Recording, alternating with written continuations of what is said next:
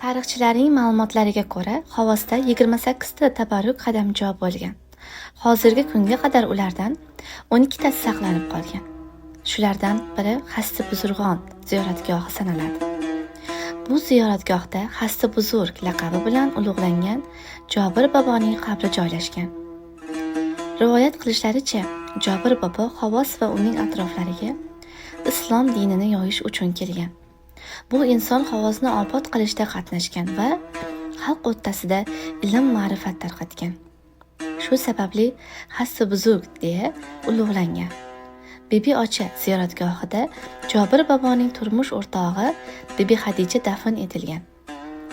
Bu yerda ona yoki buviga Ocha deya murojaat qilishganligi sababli u kishi Bibi Ocha deya ta'rif etilgan.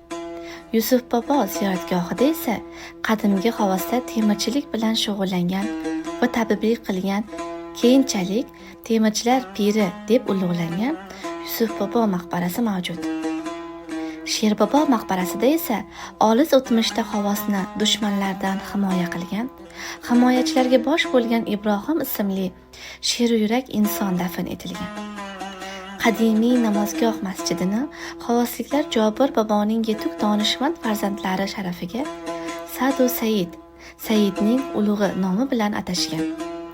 Bu ziyoratgohlarning aksariyati bugungi kunda obod maskanlarga aylantirilgan.